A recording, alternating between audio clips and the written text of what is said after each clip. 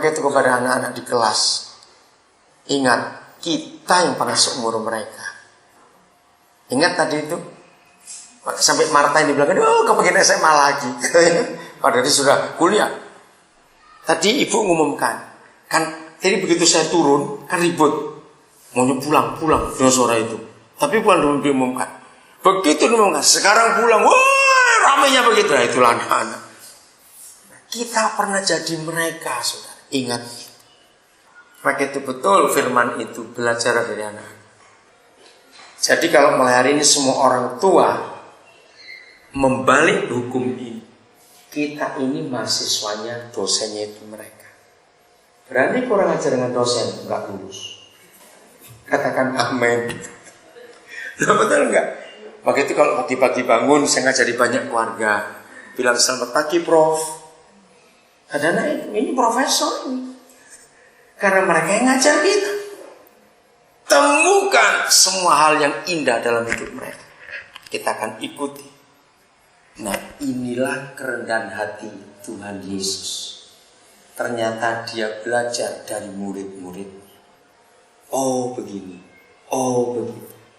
Dan dari situ dia mulai masuk dalam pengajaran itu. Luar biasa. Masih ingat suatu hari di kisah Markus 10, syok yang 10. Kenapa? Pagi-pagi, nggak tahu itu ide dari mana. Yohanes dan Yakobus datang kepada Tuhan Yesus.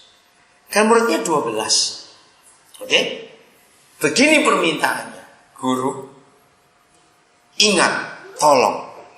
Kalau nanti kerajaan itu sudah engkau tetapkan. Seperti sekarang bukan? Ini para pejabat lagi deg-degan. Karena SBY mau milih menteri. Siapa ini? Lagi ribut sekarang. Nah seperti itu yang 12 itu. Mereka harapannya itu masing-masing punya kursi di pemerintahan kerajaan Tuhan. Ternyata konsepnya salah. Konsep dunia yang mereka pakai. Nah masih jauh. Ini dua ngomong duluan. Guru, nanti kalau sudah datang kepemimpinan itu datang. Jelas Yesus di raja toh. Karena itu harapan mereka. Dudukkan kami berdua, satu di kanan, satu di kiri. Bayangkan, yang 10 dengar apa enggak tersinggung? Sebab tangan Yesus kan cuma 2, bukan 12. Ngerti proses itu? Lalu 10 taruh mana? Ya kalau enggak taruh tangan ya taruh kaki dong. Kan kurang ajar itu. Ributlah mereka. Sekarang lihat bagaimana cara Yesus sebagai guru mengatasi 12 murid itu. Saya kagum sekali. Kalau saya simpulkan dengan satu kalimat bahasa kita sekarang ini, kalau Yesus nggak lemah lembut dan rendah hati, dia sudah stroke 4 kali selama 3,5 tahun ngajar. Ngerti nggak maksud ini? Stroke itu sudah. Loh ya atau tidak? Cepat jawab. Aduh, lihat mereka itu ampun sudah. Tapi luar biasa sudah. Dia nggak pernah stres. Kalimat terakhirnya itu menarik sekali, saudara. Ayat itu Matius 11:29. Ayat itu yang saya pakai untuk semua rekan pendeta yang saya kenal. Apa kalimat terakhir bunyinya? Dan jiwamu akan mendapat ketenangan. Di ayat 28 akan dapat kelegaan. Ya, ayat 28 akan dapat kelegaan. Oke? Sekarang ayat 30. Iya. Nah, ini dia. Kukku itu enak, kuk yang kupasang itu enak, dan bebanku pun ringan. Saudara, kata maka jiwamu akan dapat kelegaan, ketenangan, itu kalimat medis, kalimat psikologis, itu artinya maka kamu tidak akan stres. Jadi kalau ada pendeta stres, pasti yang dipikul beban mertua, bukan bebannya Tuhan Yesus. Maka itu sudah stres. Itu aja ilustrasinya. Karena bebannya kan ringan, kuknya itu enak, beban mertua itu berat. Maka itu pendeta stres pasti yang salah pendetanya, bukan pekerja. Siapa yang mikul siapa? Beban organisasi itu berat, tapi bebannya Yesus itu ringan. Katakan kenapa? Karena dia mikul bareng bersama kita. Itu indahnya bersama dengan Yesus. Jadi kalau saudara jadi guru sampai stres, saya ngadapi murid-murid, aduh murid ini, terus usul kepada yayasan, tolong ganti saya jangan di kelas itu. Enggak.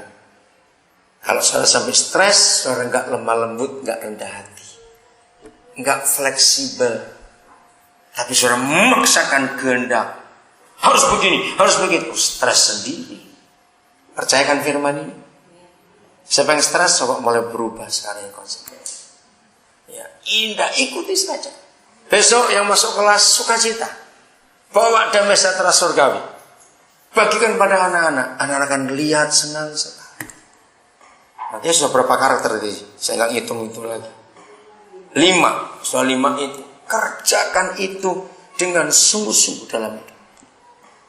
Saya kembali ke Ulangan pasal 6. Nah, di sini Bapa di surga memberikan kita 4 tempat untuk mengajar dan berdiskusi. Itu di mana? Hebat sekali, hanya ada 4 tempat. Nomor 1. Nah, apabila engkau duduk di rumahmu, kembali Amerika saya temukan. Amerika negara pertama di dunia yang memperkenalkan sistem homeschooling. Pernah dengar kata homeschooling? Ini ayatnya. Hebat sekali kalau Alkitab itu kita pakai untuk semua kehidupan. Dunia itu aman. Dunia itu aman. Contoh aja, Filipi 2. Filipi 2 Yesus mengajar.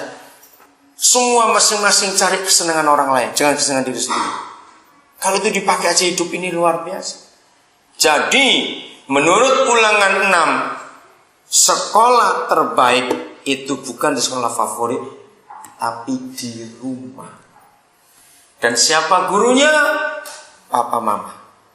Apabila engkau duduk di rumah.